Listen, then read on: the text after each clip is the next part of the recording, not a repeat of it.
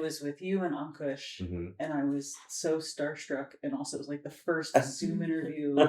And so that was the only thing I could think to say was, Anthony McGill, you play clarinet.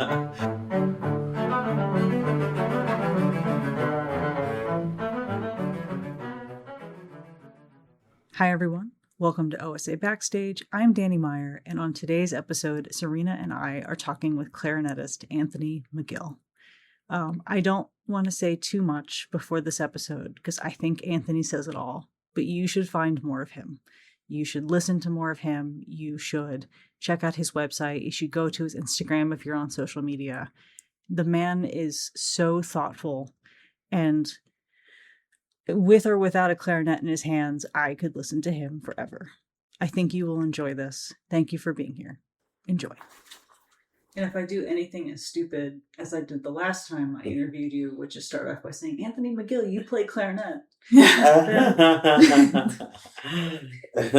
At least this time that's a good fact check. That's a good facts. It is quite literally a fact. Yeah. Please introduce yourself. Hi, I play clarinet. Yeah. I was so we did it over, so it was with Alex Robinson, who was previously in our marketing department. Okay. And it was with you and Ankush, and I was so starstruck, and also it was like the first Zoom interview. And so that was the only thing I could think to say was, Anthony McGill, you play clarinet. That's so funny. When was that? It was before, you were here in January 2022. Oh, okay. Wow. Yeah. Yeah. That hasn't lived rent free in my head at all for 4 years. That's funny. Yeah. I wonder what 2022 was like. That feels like that was like a decade ago. Yeah. Isn't that weird? No. Yes. Exactly. It's something like that time. It's just, between, It's really stretched. A lifetime. So much happened. And right. That was also, that week you were playing the Mozart, and then we had pictures at an exhibition and Adam Schoenberg's picture studies. Right. But we had to put the brass back in the choir loft. So we'd gotten past all the COVID restrictions. But it was still COVID-y, right? It was still like weird, right? Even flying airplanes was like on air, right? Yeah. Yeah, it was, oh my gosh, it's so weird. And so that was having to put the brass back in the loft after feeling normal for like a hot second and then going back into it. It was a raging good time. Yeah. So, if you were going to introduce yourself, how would you introduce yourself? I'm Anthony McGill, principal clarinetist in York Philharmonic, a soloist, a teacher, educator. Awesome. Yeah. Where did music start for you? Do you remember, like, was it at home? Was it at school? Yeah, music started at home in Chicago. And I think it started with, music starts in my house just because my parents listened to a lot of music on the radio. My mom would always sing around the house, and this is all different types of music and all of these things. And so that's kind of where it really started. And then I spent quite a few years just listening to my brother practice, the flute. And so that's where it's always been like a part of my life somehow. How much older is Damari from you? He's 4 years older. Okay. And he started from flute pretty young though? Yeah, he was like 7, I think. 7 years old. So from the time I was like 3 years old, I'm like listening to the flute, listening to just music, Okay, so was there ever were you ever tempted to try flute, or did you go straight to clarinet? No, I think I went straight to clarinet. I wanted to play saxophone. That was too big for me. But I actually played piano earlier because we were getting piano lessons from a neighborhood teacher. But we only had a little keyboard, like electric keyboard. So it wasn't a real instrument to practice on, full instrument to practice on. So, I started playing the clarinet. And at some point, this is stories they tell me, of course. My mom said I asked her if I could play the flute, and she said, no way, because she didn't want, I think it was a great decision after all, not to play the same instrument as my brother, who was already winning competitions and greatest flute player in the world. So that eliminated the competitive aspect of. Is that okay? Is that a younger sibling thing to expect that you should already have achieved the thing that your older sibling has? Is that like without the awareness of he's got 4 years on you? Well, no, I think it was just like people outside of the house being like, "Oh, you're following in your brother's footsteps" and that sort of thing, which is it's fine. I think when you think about it, back, but obviously there is like a little pressure when you're younger siblings. Can you be as good as your older brother, et cetera, et cetera. So, but maybe the pressure is good. Who knows? But it was never pressure inside our house, of course. Okay. Yeah. So your mom was fully on board with you going with clarinet. Yeah, and my dad too. But, yeah. You could have been an amazing saxophonist. I would have liked to. I've never really touched the saxophone after that initial rejection, but I love the instrument, and I could have been, would have, should have. Yeah. In an alternate universe, with the multiverse of the McGills. Yeah. There's a saxophonist out there somewhere. Exactly. Did you? Okay, so were you playing clarinet in band at school for a while, or was it just lessons? Or yeah, they were starting a band, in quotes, a band at school in fourth grade, and picked the instruments on the table, and there were probably like 5 people in the band. It was like they were just starting a band, so they had a few musicians in a room, and we were doing group lessons out of the band book. And but I also started taking private lessons right away too, because I think having had my brother start in music, somehow my parents always got the best advice about what to do when introducing their kids to things, and so private lessons was part of it. And so the first teacher was a jazz saxophone player actually in Chicago who would come over to the house, and then my my next teacher happened to be in the lyric opera, and then my next series teacher was at the Merit School of Music, where I studied for many years, and who was really amazing player and teacher, David Tuttle. And then through Merit, they introduced me to the clarinet teachers at DePaul University, who happened to be Larry Combs, the principal clarinetist of the Chicago Symphony, and Julie DeRoche, who was a famous teacher in Chicago, and the rest is history from that Chicago period. I love though that you went from jazz saxophonist to lyric opera of Chicago. Did you have any inkling of what those two things meant when you started, or was it just no, not at all? I just got lucky with just this, having good instruction from the very beginning. And but that none of that meant anything to me. I enjoyed playing the instrument though.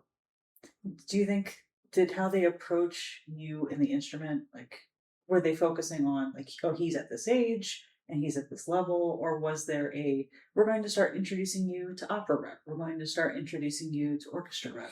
Yeah, I don't remember that happening ever. I just know that I was progressing very quickly. I know this now. I didn't know this at the time, but I progressed very quickly.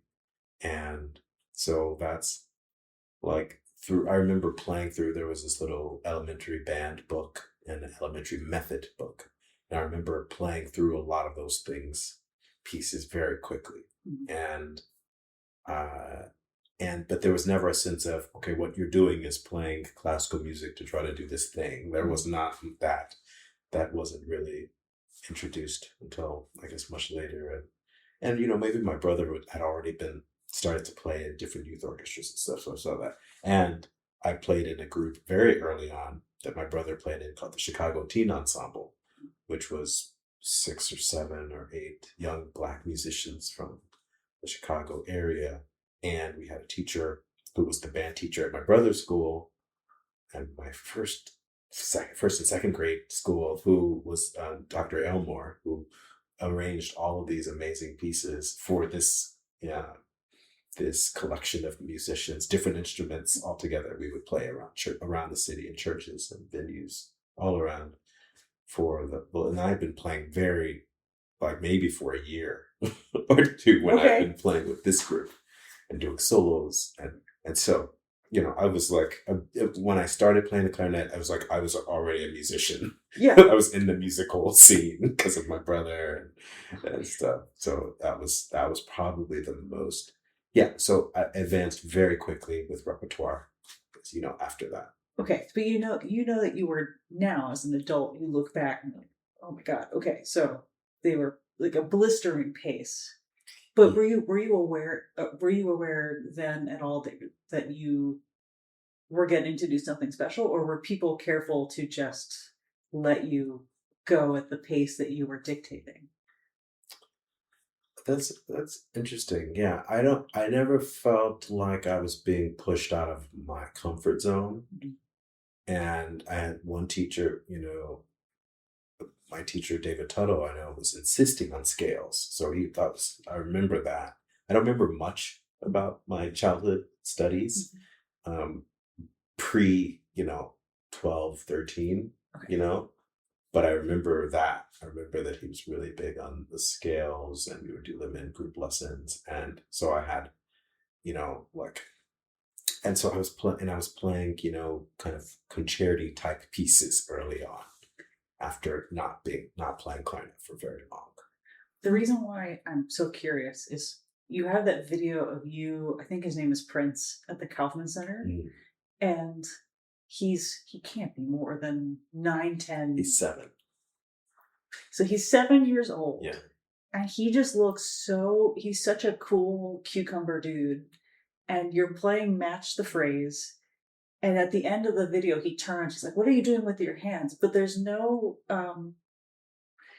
tension in it. It's a very it's like a Yo-Yo Ma almost-esque energy where she's like, "We're gonna play the clarinet together." And so this was totally unplanned. I met him that day, that morning. I didn't know that he was the kid that I'd seen on the internet the day before. Okay. And I didn't know that I was going to his school the day after. So it was a very special thing. And there's more stuff I found out about it too. But the guy who's president of the school, Tony Mazzocchi, I know him because he runs the Kinhaven Festival, and he used to run Montclair State University. I've had a relationship with him in the past. And that morning, he texted me to send me the video of Prince. And I saw it, and I told him, "Oh yeah, I saw that. I saw that video." And he told me that he goes to his school. And I was like, "Oh, that's funny. I'll be there this morning." Or maybe I told him that later when I showed up at the building, and I was like, "That's the same building." So, I was like, "Is he here?" And they were like, "Yeah, he's doing his jury upstairs, first grader or second grade, whatever grade he's in." And I was like, "Oh, cool. It'd be nice to meet him." So they brought him down, and that scene you see is literally totally unplanned. He might have started playing first. And then I started playing something, and then he started imitating me, and I started imitating him. And we did that for a while. And I was like, "What is happening?" But we had a little jam session, and I could tell, you can tell how great he is because he has rhythmic sense and pitch sense. So, which is crazy, 7. Yeah, 7 with articulation and scale and going up and down. And he's like, "Can you do this? And you can do this." What you did see in that video is that we had all these so my clarinet maker, Bakun, was there showing instruments, and I was a part of that. I wasn't a part of his school event. And there was a bass clarinet, a small bass clarinet without the low part of the instrument. And he was like, "What is that?" And he played it right away. I told him, he was like, "It's a larger clarinet." He didn't want it to know how his fingers put on it. And then he started playing, and I was like, "Oh wow, this is really fun." But he asked a lot of inquisitive questions. He asked about what do you do when you don't feel like practicing? Stuff like that.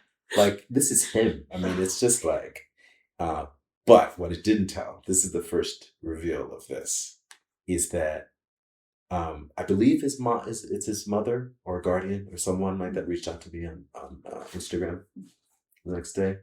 I didn't know her either. And and she actually has never identified as his parent or whatever, so, but I'm just assuming. But she says, he asked to listen to your vocalise for his playlist the night before I met him. Oh, man. But okay. He didn't know he was going to meet me. I didn't know I was going to meet him. Right. It's just But he knew who I was and asked to listen to that for his playlist the day before. Oh, man. Isn't that crazy? That's so fun. I know. It's such a small world. It is such a small world.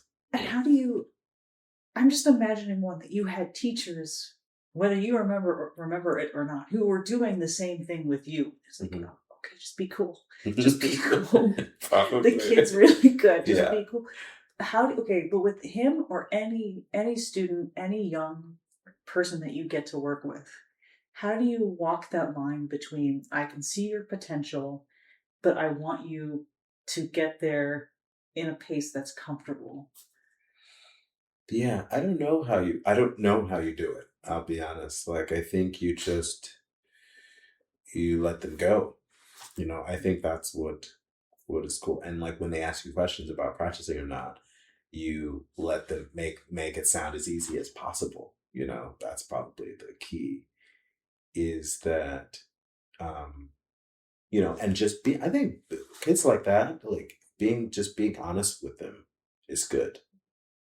I think I couldn't have told this guy something that wasn't true without him figuring out that I'm trying to mess with him or something. I think he was a very precocious kid that way. Like they know what's going on, kind of, and you can guide them. And I've had teachers that were very honest with me about stuff. So if I started to get to like kind of how should I say, started to expect too much or expect too little or have disappointments or have outsized expectations, I had teachers that were very honest with me and very like real with me. Like either you're not quite at that level yet, but you can be, or saying you shouldn't be disappointed. You played really great. Like this is encouraging. So I think honesty is probably the best thing that I experienced growing up.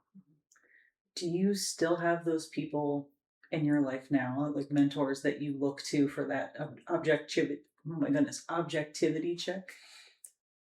Yeah, I have. I have what my teacher from high school, who I keep in touch with, who's a friend and mentor, Richard Hawkins, is probably the closest person like that, as far as just musically and personally, everything. He was my teacher at Interlaken from the age of 15 to 17, approximately. And yeah, he's become a great friend and still a mentor. And he helped me design a mouthpiece for this clarinet maker, with my name on it. And I play his mouthpiece, and I trust him with my sound, and I trust him with a lot of honesty and guidance about a lot of different things. So yeah, I trust him with my sound is a very, I think I've never heard anyone say that before. I think as a string player, there aren't many makers who are either still around or teachers. Like they're firmly luthiers or makers, and so it's a very Jim Compton. Our principal bassoonist has the what's it called? It shapes the reeds, but his dad made it for his teacher, who then asked for it to be essentially profiler, or is that what it is? Yeah, it's one of the original shaper. Yeah, Jim still uses it. Wow. Yeah. Yeah. Man, how do you? Okay, so then going back for a hot second. You talked about you have to be honest with students about practicing. Make it sound easy, but be honest. You went from the Cincinnati Symphony to the Met. How did you handle that change in workload, the type of work? Yeah, I think that was probably the scariest part about going to the job, was like that unknown factor. Like, can I play the clarinet this long? Can I physically do this job? which is wild to think about. And, but you do, it's like anything else that's a challenge or a potential challenge. There isn't a thing that can keep you from doing it just because it might be different and unknown. So I adjusted very quickly to hours and hours of playing a day. But it helps to, sounds very silly, but it helps to really like music. It really does. With all of the challenges you face as a musician, is that everything comes down to not the difficulty of it. It comes down to how much do I love this and how much do I enjoy this, the act of doing it. And so that's where it can be super challenging, but I'm lucky to be doing this, I'm lucky. That's how I handled that transition for sure. And there were a lot of people that would not have liked to do it. I heard from colleagues, they're like, why are you doing that? Why are you going to the opera? Even to some people like, how did you play in the opera? I could never do that. Well, I could. Yeah. And I would, so it's perspective. It's how you look at things. I think it's really important. Was there a difference playing in a pit versus on stage that you felt? Like, I know there are some musicians that feel like they would prefer to be on stage and like kind of big part of the performance, but there are other musicians who enjoy not being background, but like being part of the production almost in a less spotlight way. Yeah, I think, one, I have, I think maybe a board member currently that when I first joined the Philharmonic, I was asked that same question, and I was like, half jokingly, like saying that, yeah, it's a lot brighter on stage because it is, but it's actually a real factor in the performance. Like actually being under the bright lights is a thing. When, you spend 10 years in the pit, it's much darker. It's much, the shows and performances are much longer. You are a part of the production. So that is completely different. And a different set of muscles need to be developed, nervous system muscles, I would call them, just to be able to do different things.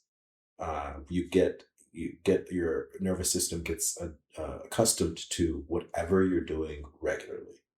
And so when you do something very different, like going to the stage and playing lots of different types of concerts with, in every single piece, big clarinet solos or something, it's a nervous system adjustment more than anything.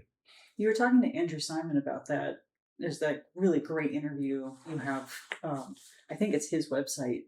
And it almost sounded like track athletes. Like my husband and I love to watch track. And you watch the sprinters and they're warming up and they're waiting and their hearts go through. If they wear a heart rate monitor, it's like watching it go through the roof. Yeah. And that's what it sounded like when you first started at the Phil, was just getting used to the adrenaline of suddenly being perceived. Oh, yeah. Yeah. Yeah, certainly. And, most of the repertoire that I played at the Philharmonic, the first year, second year, third year, a lot of this rep, I had never played on stage before because you practice it as principal clarinet, but the only opportunity I got to play principal clarinet is either I played it in college or in youth orchestra or at the Met in the few concerts we used to do at Carnegie, and they still do at Carnegie. And that was it. So if I hadn't played it there, this was the first time I'm doing it on stage, was with the New York Phil. How did you prepare yourself for to own that role? Well, I think, I always tell people, like, you've been preparing for the stuff that you're doing forever, literally. And so that's a part of being a musician, is that we start when we're children. And some of the pieces that I was playing on stage with the New York Philharmonic at age 24, 25, 26, I started when I was a child. And so that helps that you've played it thousands of times, hopefully, at that point. And then, of course, you have to do it. Right. And then you just have to do it. And obviously, I wouldn't have gotten that job if I didn't know how to play the stuff very well. You hope. So that, that's kind of expected of, that's the whole point. Is there any, obviously we get to be surrounded by the best colleagues in the world. Is there any, because you're approaching some of these things for the first time on this stage, is there any sort of calibration for, now I know what these people sound like, now I know how they're approaching things or their tone? Was there any calibration, or did you go in first with, this is how I know this is supposed to go for me, and then I can adjust from there?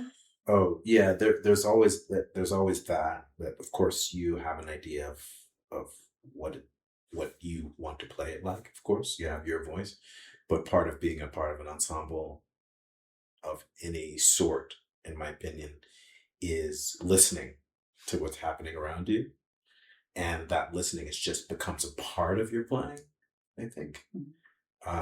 And so that is actually, that's the fun part, is that you have to listen not only to yourself, because if you only do that, you're never going to be hired to play within the ensemble, because you won't be a good listener, which means you're not a good musician, and you can't play with people. So yes, you have to be a soloist, but the whole point of that is you have to play with people. The principal winds in brass, maybe the principal winds in brass, section string player, that becomes paramount for everything. You're not, it's your interpretation is not, is back there. Your voice as principal clarinet, when you join a new group, do you feel like there's also, like they've hired you for your voice? So yes, you're listening and you're adjusting, you're making music together, but also, do you feel like you get to retain a sense of agency? Oh yeah, I think yeah, like, it's hard to do that without, and that's kind of what you're expected to do as well. And as you get more and more comfortable with an ensemble, after they've given you tenure or after you've been there for a few years, you feel like it's even more of like, okay, this is how I want to play this. And I think that comes a lot from the orchestra, that comes from the conductors that come in, that comes from a lot of different places, comes from experience of, okay, let me try something different here, or this is what just happens that night. There's so many variables for what that is. But I do feel like there is agency, there's freedom, there's, for sure, there's just there are artistic choices that you can make, even within 1 week of playing the same program 3 or 4 times in that week. There are choices, subtle choices, that I make every single night that are slightly different. I mean, I feel like we heard that in rehearsal, even in the like pre-meeting, like the different things that you're trying out, the different nuances, and the way that you phrase into cadences, or even leading into things. With your time at the Met, did your time working with singers kind of inform you? Because I feel like opera, even more so than symphonic, is like you don't know what's going to happen night after night, and singers with their instrument being in their bodies, the performance changes every night, just the nature of their instrument. Is that something that informed the way you play, or the kind of experimentation and the different changes you like to do in your... Yeah, I think the voice of my clarinet sound exists in my ear, and that is the voice that was influenced by the Met for 10 years for sure. It feels like there was a lifetime of learning that I had when I played at the Met, and it's a lifetime of different lifetimes of musicianship that I was able to witness and hear and learn from. I think part of music making is about learning how to phrase from others that you're around. It's kind Absolutely. of like, it's not talked about enough, I think, but I talk about it a lot with my team, with my students, is that I learn from hearing them play. I learn from hearing my colleagues play. I learn from hearing singers sing, musicians. I grew up listening to music so much that that's where I learned everything from. And so, yeah, but the way that the clarinet voice becomes the same as that inner ear voice is just a part of what I do, and I think a lot of that is definitely from the time at the opera. So when you get a new piece of music, do you know, Rostropovich is famous for saying that he studied the score. He didn't even touch his cello for a while. He studied the score and sang through it that way. When you get a new piece of music, what's the first thing that you do? If it's a new piece a brand new piece that's never been written before, sure. Or let's say it's written for you, because you and your brother and you guys have so many commissions, whether it's a chamber or a solo or well, just this afternoon I was just really? Before this talk I was practicing a new piece by Billy Childs, the concerto that we're playing next week. Wow. 3 times next week already. You're in Baltimore. I'll get to hear it. Okay, great. And so it has never been heard before, but really, I'm with the score. Actually, I'm with my part first, and then I'm with the score because I can't play it with anyone if I've only practiced my part. Mm-hmm. So I have to write in a bunch of different things from the score, and in this case, I already listened to 1 or 2 of the movements, just a MIDI version that he sent a while ago, just to have an idea. But that idea is, just a computerized version. But then I'll go back to that to reference my notes from the score as far as cues that I need to know to make it sound like I know the piece, mm-hmm. and my entrances are correct. And then I'll go more into my own part. And then next week, when it's with the orchestra, I'll write more in that'll help me to grasp what I want to do in certain sections. And if there are cadenza sections, I'll kind of, as I'm playing it and practicing more, I'll write in more ideas of what I want to do, choices that you talk about, that I imagine will make this piece will come alive more. And then after the first performance, I'll have certain ideas that I'll probably write some of them in, or I won't. I'll just have them in my ear. And then the second performance, I'll have more ideas that come into play that I'll want to do next time, and on and on and on and on. And that process of changing and refining, just changing and shifting through time, knowing the piece, being able to sing it more like myself. And so the ultimate goal being to bring out the emotional character that really speaks to whoever gets to listen to it, including myself. Mm-hmm. So that's kind of the process. It sounds like it doesn't really end. It doesn't. Okay. So even with something like Copeland this week, where this is an old friend, mm-hmm. but you are still, even, as you said, even in rehearsal, it's like, well, we could do this. We could try mm-hmm. this. Why don't we? Yeah. This is one of the oldest friends musically mm-hmm. that I have. So when I said I was playing pieces that were challenging, I think I was playing this piece. I played this piece for the first time. This is going to hurt, whatever age you say it's going to hurt. Yeah. But I was playing this piece in Chicago for competitions when I was like 12 or 13. Yeah. 14. And, so it's one of those things that lives, but it's like kind of, it's brand new in a way every time. I feel like that's a superpower in a way, because like I know a lot of musicians, I feel like they come back to a piece that maybe they haven't touched since college, and there's so much like baggage that you have to kind of overcome of like this piece brings you back to that time. Do you have any pieces like that, or do they evolve very organically every time you approach them? Like, well, I think baggage is very interesting, because I think baggage isn't necessarily bad. Mm-hmm. Like when you're carrying luggage to go on a trip somewhere, it's not bad. Mhm. You know? That's a good point. So yes, are there aspects of a piece where you're like, I need to do some laundry out of your baggage? Yes, for sure. Same with people, right? Like ourselves. And I think that's what it's not about throwing away the pieces of clothing or the items of baggage, but they become lighter when you can kind of refine what is in them, what you carry with you. And the positive memory of like the fact that this is the thing that has stayed with me. This is a version of the things they carry. This is the version of a thing I carry as a musician that lives with me. It's kind of like the piece is not bad. It's kind of like the piece is me, if that makes sense.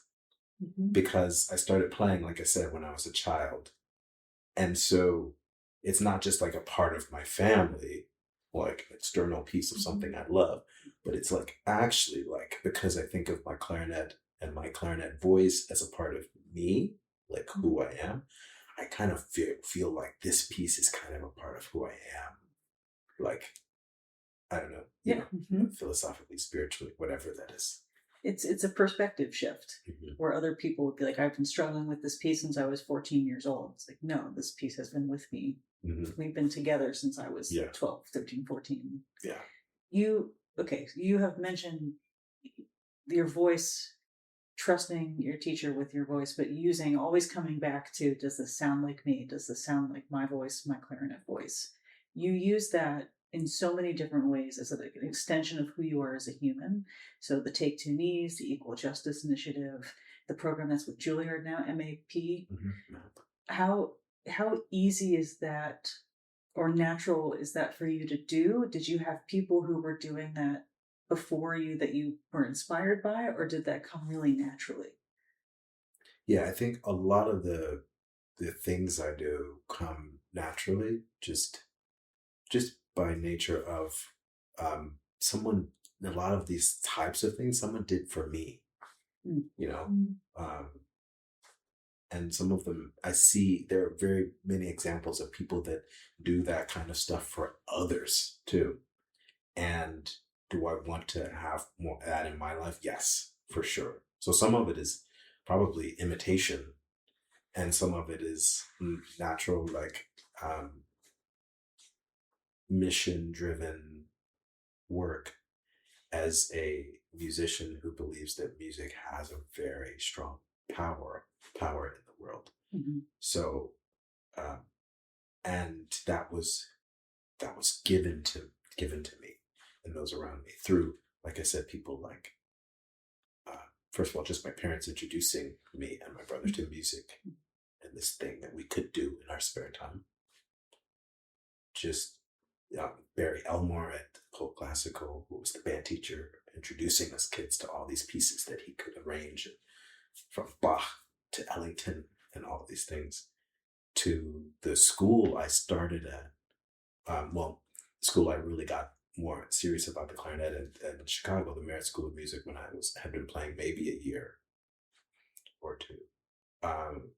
That school was founded the year I was born in 1979 by people who believed in the power of music, reaching kids that didn't necessarily have the means to afford to play music. And that could change lives. And it was a tuition-free program. And so on and on and on and on, I encountered this giving musical spirit from people around me. And I was lucky to be able to be in that world. So it is a natural extension to be able to share that with as many people as I can encounter through different means. Some of my own creative means, but some that existed before that I'm coming along the team to artistic direct, like Matt, or be a creative director of a program like I did with the convening in Montgomery, Alabama, with EJI and Brian Stevenson, and or tack onto the work that he's doing to try to take a musical version of of social justice and change in the world, and whether it's that being inspired to do something, in 2020 with Take Two Knees. It all just comes from I think a lot of it is from a creative place of what I want to be doing in the world. Do you think it's easier? To me, it always seems when you see someone doing it, it becomes infinitely easier for the next person to do it, and so on and so forth. Do you feel like you have made friends and colleagues by taking these steps and using your voice in this way? I think so. I mean, I think there are many people that are kind of like-minded people that are already doing all of those things, and many people that are doing much more. Mm. So I'm not sure. Yeah, I don't. I have never done those sorts of things I've done a lot of those things kind of selfishly for others, because I think, as people will tell you always, you do more for other people and you receive, and so, but I think that, yes, there are so many people that are role models for that sort of work, and it does make it easier, but maybe not. I think sometimes with this sort of thing that it doesn't necessarily make it easy to do. I don't think it's necessarily easy for me to do. I think things, making choices that affect people can be it can be challenging, and I think that's what I mean by a good challenge, though. And I think it's definitely easier for me to do stuff like this than it was 10 years ago for someone, or 20 years ago, or 30 years ago, 40 years ago. And so that makes it like more important that I continue to do it, but more important that everyone continues to do it, because the challenges we face today are nothing like the challenges people faced 10, 15, 20, 30, 40, 50, the time goes on. And so, yes, being that those people are leaders, I'm happy to be a leader in my own right, but also a follower of so many people that led in ways that are just actually great in the past. In a lot of ways, it sounds like what you were saying about going to the Met, where it's not going to be easy, but if you love the action of it, then you'll get there. Certainly. Yeah. Is there ever been, amongst all the things you've gotten to do, I saw Mr. Rogers' Neighborhood on your list. Has there ever been anything completely surreal that you've gotten to do because you play clarinet? Besides Mr. Rogers? You can also talk about Mr. Rogers. Yes.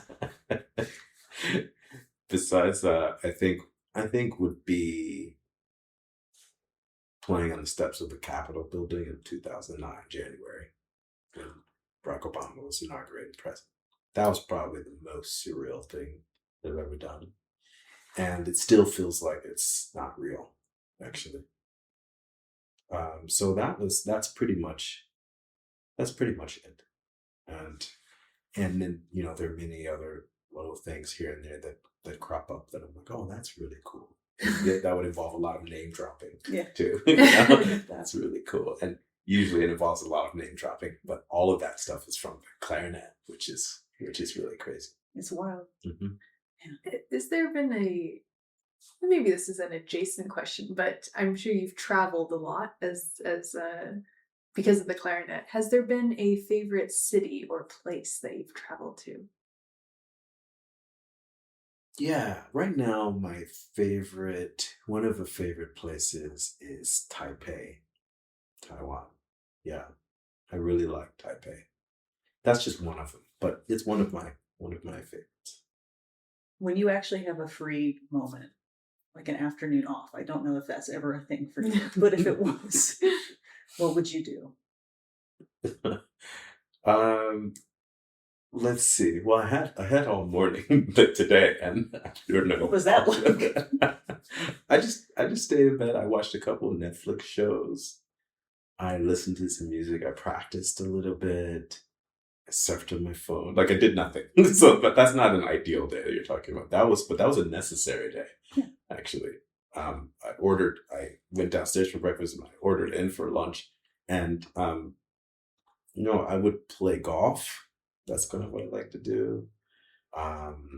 I like to read as well and exercise, which I also didn't do today. So that's the list of things. But also you need days where you're not doing anything. I like days like that too. How often do you get them?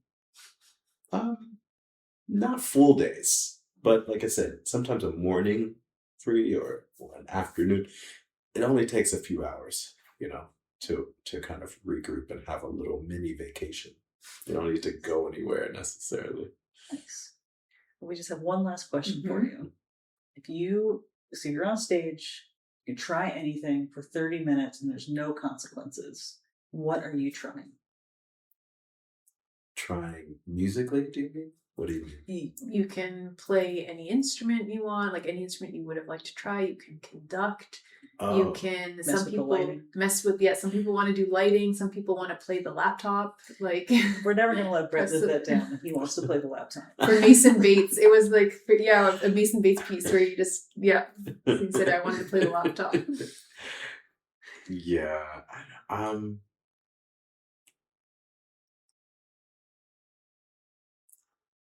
I guess, it's kind of, oh yeah. No, I think I would like to be, if I was on the stage with the clarinet, I would like to be like playing, and I've done it before, but in a different way. I've done clarinet pieces with the Jazz at Lincoln Center Orchestra and the Detroit Symphony. But I want to play, actually be the world's greatest jazz musician on the clarinet with Jazz at Lincoln Center Orchestra, but not as a guest, but as an actual, not as Anthony McGill, classical clarinetist playing jazz, but actually be alternate universe. Yes, Anthony alternate McGill. Universe Anthony McGill saxophone as a Jazz at Lincoln Center Orchestra. Ironic, because this week Benny Goodman commissioned the Copland Concerto, and I learned this morning that there's the first version revised, too hard for Benny Goodman, written somewhere. But yeah, so you want to trade places with Benny? I didn't know that was this week, huh? That's crazy. Yeah, nice. Yeah. Well, Anthony, thank you very much. Yeah, thank you. Yay. Cool. That's it. Thank you so much for being here.